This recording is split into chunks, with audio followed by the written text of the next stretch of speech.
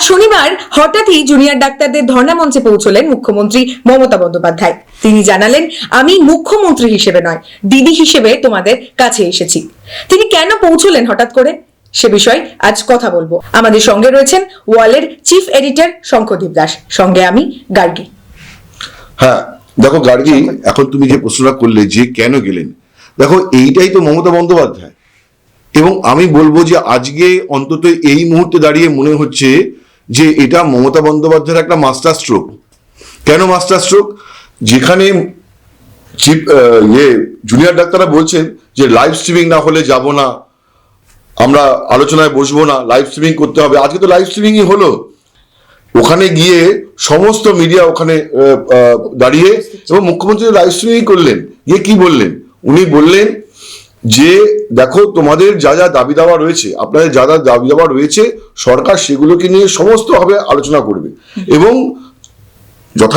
যথাযথ যে দাবি সেইগুলোকে নিয়ে পদক্ষেপ করার তিনি আশ্বাস দিলেন। এবং সেখানে কি বোঝাতে চাইলেন যে তোমরা যে কালকে রাত্রিবেলা সারা রাত এখানে যে আপনারা এখানে শুয়েছিলেন এই ঝড় বৃষ্টির মধ্যে, আমিও সারা রাত ঘুমোতে পারিনি, কারণ আপনারা রাস্তায় থাকলে আমি ঘুমোতে পারি না। তো এই যে মুখ্যমন্ত্রীর নিজের সমস্ত ইগো বাদ দিয়ে ওখানে পৌঁছে যাওয়া, এটা শুধুমাত্র জুনিয়র ডাক্তারদের কাছে নয়, এটা গোটা বাংলার মানুষের কাছে কিন্তু একটা মেসেজ যে দেখো, মুখ্যমন্ত্রী আলোচনার মাধ্যমে এটাকে রিজলভ করতে চান। এই অ্যাপ্রোচটাই তো আজকে পলিটিক্যাল যে সিনারিও সর্বভারতীয় স্তরে এটা মিসিং।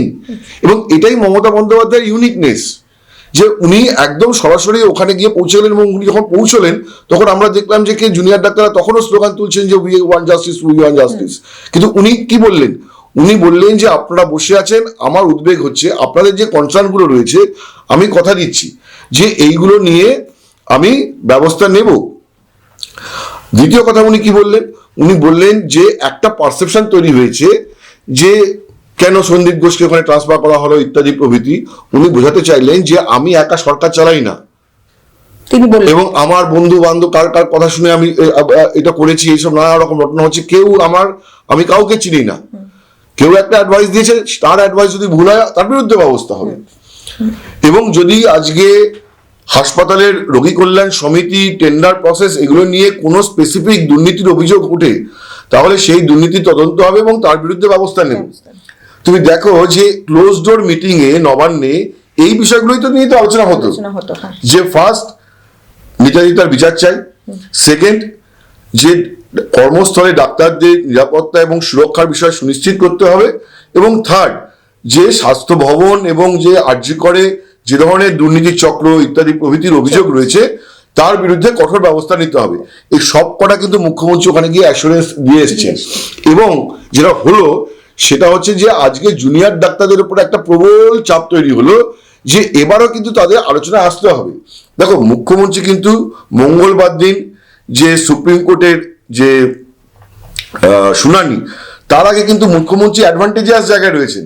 উনি বললেন যে দেখো, আমি উত্তরপ্রদেশ নয় পশ্চিমবঙ্গ, যে আমি জোর করে এসমা প্রয়োগ করে কাউকে কাজে ফেরাবো না।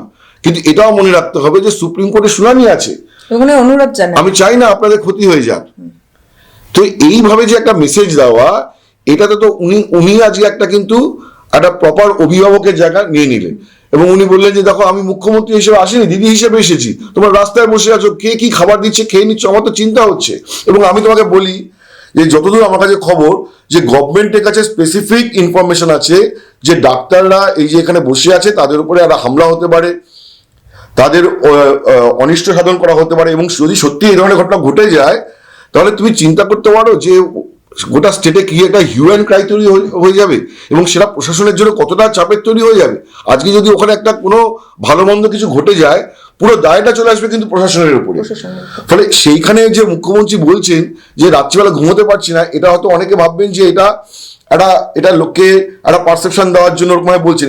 এটা কিন্তু ফ্যাক্ট যে আজকে ওখানে যদি কিছু একটা দুর্ঘটনা ঘটে যায়, তাহলে পুরো দায়টা সরকারের উপরে এসে পড়বে এবং তখন একটা আরো অরাজক পরিস্থিতি তৈরি হতে পারে, আরো অস্থিরতা তৈরি হতে পারে। তো সেইটা তো ঠেকানো মুখ্যমন্ত্রীর কাজ।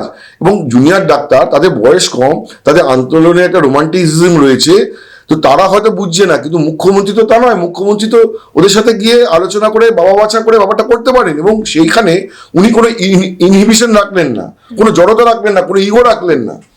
হতেই পারতো যে ওখানে আজকে মুখ্যমন্ত্রী নাম করে স্লোগান তুলতে পারতো, কিন্তু ইনস্পাইট অফ দ্যাট উনি যে চলে গেলেন, এটা একটা মুখ্যমন্ত্রী মমতা বন্দ্যোপাধ্যায়ের আজকের অন্তত এই মুহূর্তে দাঁড়িয়ে মনে হচ্ছে যেটা একটা মাস্টার স্ট্রোক। এবং এইটা কিন্তু একটা শুধুমাত্র জুনিয়র ডাক্তারদের মধ্যে নয়, গোটা রাজ্যে একটা মেসেজ দেবে।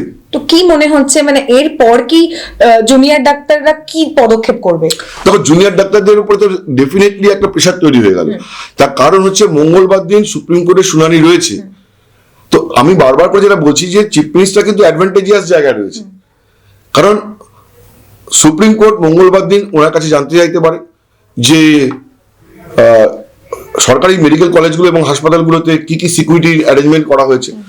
তো মনোজ পন্থ, আমি ব্যক্তিগতভাবে মনোজ পন্থকে দীর্ঘদিন ধরে চিনি, উনি দিল্লিতে ছিলেন। তো মনোজ পন্থ সিনসিয়ার অফিসার, উনি রেগুলার মনিটরিং করছেন জেলা শাসকদের মাধ্যমে, যাতে করে এই সিসিটিভি ক্যামেরা ইত্যাদি প্রভৃতি যেন লাগানোর ব্যবস্থা হয়। এবং মঙ্গলবার দিন সরকার একটা স্ট্যাটাস রিপোর্ট প্লেস করবে। কিন্তু মঙ্গলবার দিন যদি সুপ্রিম কোর্ট বলে এই যে আমরা বললাম যে জুনিয়র ডাক্তারদের কাজে ফেরাতে, কিন্তু সরকার তুমি কি করলে, তুমি ফেরাতে পারলে না কেন, এইটাও বললেও মমতা বন্দ্যোপাধ্যায়ের লাভ। আবার যদি জুনিয়র ডাক্তারদের ওখানে ব্যাপারে যদি সুপ্রিম কোর্ট কোনো স্ট্রিক্ট কথা বলে, সেটা করলেও মমতা বন্দ্যোপাধ্যায়ের লাভ। তার ফলে যে এই যে আজকে উনি গেলেন, এটা কিন্তু জুনিয়র ডাক্তারের উপর একটা প্রবল চাপ তৈরি করলো। এবং আমি মনে করি যে এই যে পরিস্থিতি তৈরি হলো, এবার কিন্তু জুনিয়র ডাক্তাররা আলোচনায় আসবেন। ঠিক আছে, এবার জুনিয়র ডাক্তাররা কিন্তু আলোচনায় আসবেন, কারণ এবারে আলোচনা না করলে ব্যাপারটা তাদের উপরেও মনে হচ্ছে। আমি কিছুক্ষণ আগেই আমি দেখছিলাম যে কালকে এই যে এই আন্দোলনে আমি দেখলাম যে প্রথম দিন থেকে খুব হোল হার্টেডলি নেমেছিলেন সৃজিত মুখোপাধ্যায় পরিচালক। কালকে আমি ওনাকে বলতে দেখলাম যে কোনো একটা জায়গায় যখন আমাদের বিচার ব্যবস্থার উপর আমাদের ভরসা রাখতে হবে, সুপ্রিম কোর্টে যখন শুনানি হচ্ছে, সুপ্রিম কোর্ট যখন বলছে, তখন আমাদের সর্বোচ্চ আদালতের উপর ভরসা রাখতে হবে।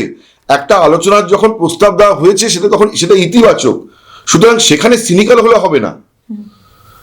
সেখানে যখন একটা আলোচনার জন্য ওয়ান স্টেপ দেখা যাচ্ছে, তখন একটা তোমাদের দিক থেকে আরো একটা স্টেপ দরকার।